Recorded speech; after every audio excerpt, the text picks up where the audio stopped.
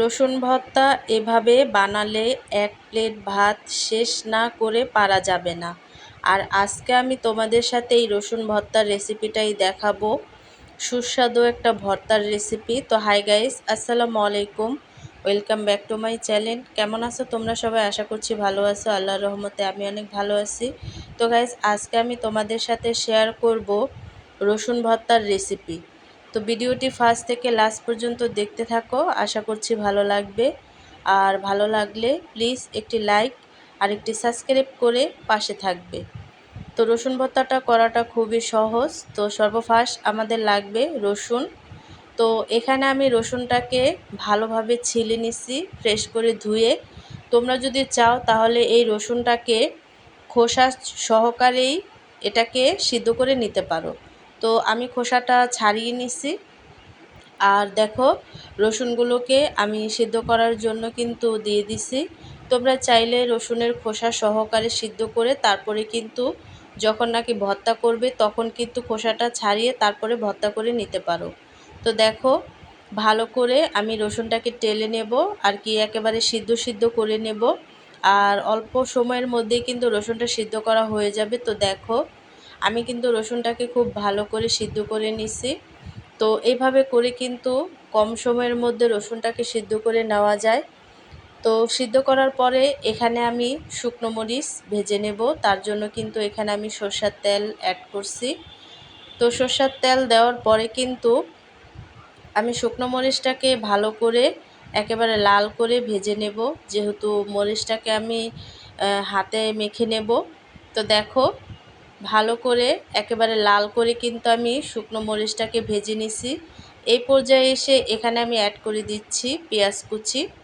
আর এই পেঁয়াজটাকে কিন্তু আমি হালকা করে ভেজে নেব, বেশি একটা ভাজবো না। তো হালকা করে ভেজে নিলেই কিন্তু চলবে। তারপরে কিন্তু এই পর্যায়ে এখানে আমি অ্যাড করে দিচ্ছি কাঁচামরিচ কুচি। তো তোমরা চাইলে আলাম কাঁচামরিচও অ্যাড করতে পারো, সেটাকে হাত দিয়ে মাখিয়ে তারপরে কিন্তু ভর্তাটা করতে পারো।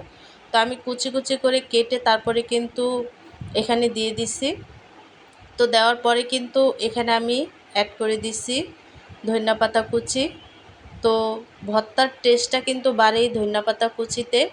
তো সবগুলো উপকরণ আমি হালকা করে ভেজে নিছি। তারপরে কিন্তু এখানে আমি ভর্তাটা করে নেব, তার জন্য শুকনো মরিচ নিয়ে নিছি।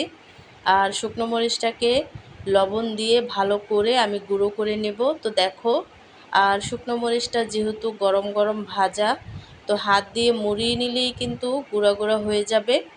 তো গুঁড়া গুঁড়া করে নেওয়ার পরে কিন্তু এখানে আমি রসুনটাকে ভালো করে একটু চেপে চেপে আধা ভাঙ্গা করে নেব।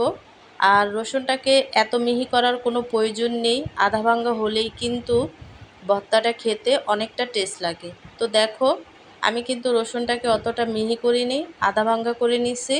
তো নেওয়ার পরে যেই পেঁয়াজটাকে আমি হালকা ভেজে রাখছিলাম সেটাও কিন্তু এখানে আমি অ্যাড করে দিছি। তো দেওয়ার পরে কিন্তু সবগুলো উপকরণের সাথে ভালো করে মেখে নেব। আর শুকনো মরিচের সুন্দর একটা ফ্লেভার বের হয় যখন নাকি ভর্তাটা করবে তোমরা, তখনই দেখতে পারবে। তো সবগুলো উপকরণ ভালো করে মেখে নেওয়ার পরে এখানে আমি অ্যাড করে দেব সামান্য একটু সরষের তেল। আর ভর্তার টেস্টটাই হচ্ছে সরষের তেল। তো তোমরা যদি কেউ সরষের তেল না খাও তাহলে বাদ দিতে পারো। তো সবগুলো উপকরণ দেওয়ার পরে কিন্তু ভর্তাটাকে আমি ভালো করে মেখে নিচ্ছি।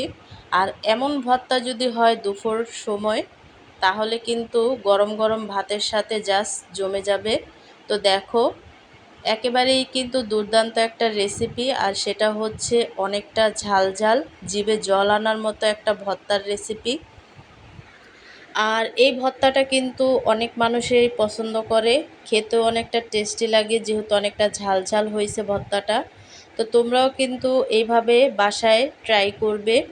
দুপুরের সময় কিন্তু অবশ্যই গরম গরম ভাতের সাথে খেয়ে দেখবে, খেতে কিন্তু একেবারেই খারাপ লাগে না। তো আজকের রেসিপিটা কেমন লাগছে অবশ্যই কিন্তু কমেন্টে জানাবে। তো অন্য কোনো রেসিপি নিয়ে তোমাদের মাঝে আবার